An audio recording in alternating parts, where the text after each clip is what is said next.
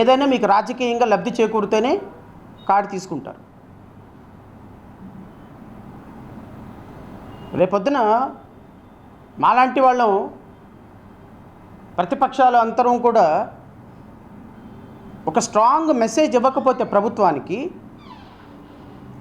Suppressed పీపుల్కి ఒక strong message ఇవ్వకపోతే, వాళ్ళ మీద జరుగుతున్న దారుణాలకి మేమందరం ఉన్నాము మీ వెనక అని మాజీ ముఖ్యమంత్రి గారు జగన్మోహన్ రెడ్డి గారు భరోసా ఇవ్వకపోతే ఈ ప్రజలకి నమ్మకం ఎలా వస్తుంది? ఈ ప్రభుత్వం మీద ఫైట్ చేస్తే మాకు పలానా వ్యక్తి ఉన్నాడు అని నమ్మకం ఎలా వస్తుంది? ఆ బాధ్యత పెద్దన్న పాత్ర పోషించి మీరు ఇవ్వాలి కదా అంటున్నా నేను. ప్రతిదీ రాజకీయం క్యాలిక్యులేషన్ చేసుకుంటే నిజంగా ప్రజా సమస్యలు ఈరోజు ఒక వ్యక్తి మొదటి కేసు పెట్టారు, ఆ రోజు తీవ్రవాది కాదు. రెండో కేసు పెట్టారు, తీవ్రవాది కాదు. మూడో కేసు పెట్టారు, టెర్రరిస్ట్ కాదు. నాలుగో కేసు పెట్టారు, ఉగ్రవాదంతో లింక్ లేదు. ఇక లాభం లేదు, తప్పదు అని తీసుకొచ్చి ఐదో కేసు పెట్టారు. ఐదో కేసు ఉగ్రవాదంతో పెట్టారు. క్లియర్గా తెలియటం లేదా ప్రధాన ప్రతిపక్ష నాయకులకి? ఈ విధంగా ఫిక్స్ చేయటం. 5 సంవత్సరాలు ముఖ్యమంత్రిగా అనుభవించారే పదవి.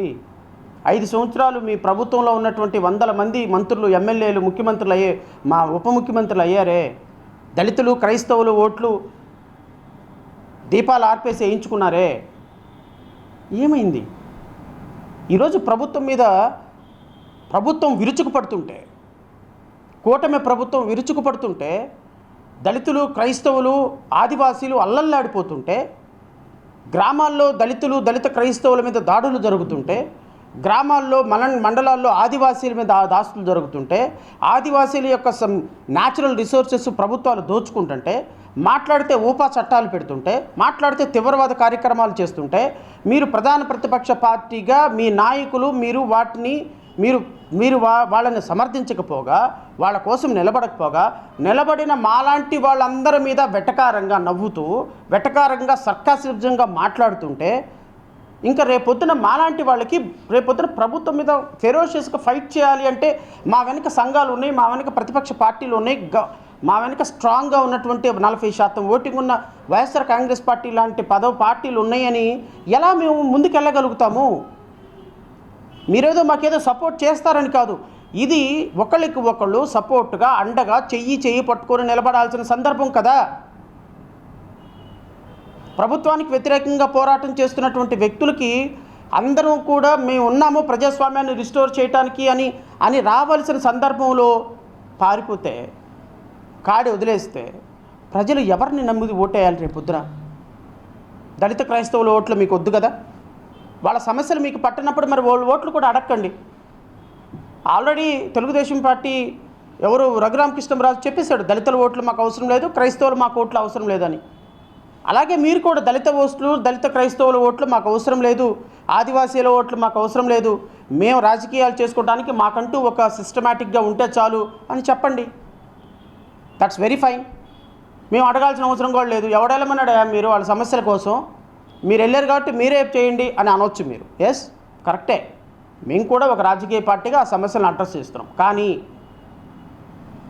ప్రతిపక్షాలకి సమస్య వచ్చినప్పుడు మేము రాలేదా సార్? పార్టీలుగా మేము రాలేదా?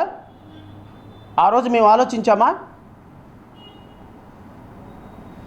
ఆ రోజు మేము అన్నీ ఆలోచించామా? రాజకీయాలు ఆలోచించామా? ఇది ఒక ప్రజాస్వామ్యం. What is a democracy? పాలక పక్షానికి ఫైట్ చేస్తున్నటువంటి ప్రతిపక్షాలన్నీ కూడా కలిసి ప్రజల హక్కులు పోరాడటంలో పార్టీలుగా అధికార పక్షం మీద పోరాటం చేయాలి. This is what democracy. మీరు అసెంబ్లీలో ఫైట్ చేయరు, కనీసం గ్రౌండ్ లెవెల్లో అయినా ప్రజలతో కలిసి ఫైట్ చేయండి, పార్టీలతో కలిసి పనిచేయండి. లేకపోతే జరుగుతున్నటువంటి అన్యాయాల మీద గళమెత్తాడు. మా ఫ్రేమ్వర్క్లో ఫిట్ అయితేనే మాట్లాడతాం, లేకపోతే మాట్లాడడం. ఎవడైనా మాట్లాడితే వాడి మీద బురదజల్లుతాం. ఇది నేను చాలా బాధతోనే నేను గౌరవ ప్రతిపక్ష నాయకులకి విన్నవిస్తున్నా. సార్, దళిత క్రైస్తవులు, ఆదివాసీలు మాత్రమే కాదు, ప్రజాస్వామ్య హక్కులు కోల్పోతున్న ప్రతి ఒక్కళ్ళ కోసం మనం అందరం కలిసి వారి హక్కుల్ని పరిరక్షించాల్సిన బాధ్యత ఉన్నది. అది దయచేసి మీరు గమనించమని కోరుతున్నా. ఈరోజు జడా శ్రావణ్ కుమార్ హిందూ వ్యతిరేకి, లేకపోతే వాడిని అరెస్ట్ చేయాలి, చేయమనండి, తప్పేంటుంది? హిందుత్వం కోసం ఈ దేశంలో, ఈ రాష్ట్రంలో హిందుత్వ దేవాలయాల కోసం, తిరుమల వెంకటేశ్వర స్వామి కోసం, పవిత్రత కోసం, హిందూ రాముల వారి విగ్రహమో, సీతమ్మ వారి విగ్రహమో, లేకపోతే రథం కాలిపోయిన సందర్భంలో గత ప్రభుత్వంలో విగ్రహాలు కూల్చివేత మీద తీవ్రంగా పోరాటం చేసిన వ్యక్తిని నేను. తిరుమల వెంకటేశ్వర స్వామి పవిత్రతను కాపాడటానికి హైకోర్టులో ప్రజా ప్రయోజనాల వ్యాజ్యాల లిస్టు తీస్తే ఫస్ట్ పేరు జడా శ్రవణ్ కుమార్ ఉంటుంది. తిరుమల లడ్డూ గురించి అపవిత్రం చేస్తున్నారు, లడ్డూ పవిత్రతను కాపాడాలి, ఇలాంటి అసత్య ఖర్చు ప్రచారాలు చేయొద్దు అని చెప్పి సిటీ సివిల్ కోర్టులో వేసి ఇంజక్షన్ ఆర్డర్ తీసుకున్న వ్యక్తిని నేను. మీరు మమ్మల్ని హిందూ వ్యతిరేకులుగా ప్రొజెక్ట్ చేయాలని చూస్తే మీడియా మీ ఇష్టం, అది ప్రజలు గమనిస్తున్నారు మొత్తం. ప్రజలకు అల్టిమేట్గా మేము నేను హిందూ సంఘాలన్నీ కూడా నా మీద ప్రెస్ మీట్ పెట్టిన హిందూ సంఘాలను అడుగుతున్నా, డాక్టర్ సుధాకర్ హిందూ కదా, ఏమైపోయినారు మీ హిందూ సంఘాలు సుధాకర్ను కొట్టి చంపినప్పుడు? అనంతబాబు వీధి సుబ్రహ్మణ్యం అనేటువంటి అబ్బాయి హిందూ కదా, మీ హిందువులు ఎందుకు రాలేదు ఆ రోజున? కిరణ్ కుమార్ హిందూ కదా, దళిత హిందూ కదా, ఎందుకు చనిపోయినప్పుడు మీరందరూ రాలేదు? డాక్టర్ అచ్చెన్న హిందూ కదా, ఎందుకు చచ్చిపోయినప్పుడు రాలేదు? సాయి కృష్ణ హిందూ కదా, అతను పోలీస్ స్టేషన్లో చంపేసినప్పుడు మీ హిందూ సంఘాలు ఎందుకు ప్రెస్ మీట్ పెట్టలేదు? సనాతన ధర్మాలు ఎందుకు ప్రెస్ మీట్ పెట్టలేదు? అంటే ఒక వ్యక్తికి ఒక దళిత క్రైస్తవ సమర శంకరావు అని ఒక మీటింగ్ పెట్టి దాంట్లో డిస్కస్ చేసేస్తే అది వ్యతిరేకమైపోయింది యాంటీ నేషన్కి. అందరూ వచ్చేసి శ్రవణ్ కుమార్ రావణ్ దేశద్రోహులని మాట్లాడుతున్నారు, విచ్ ఈస్ నాట్ కరెక్ట్.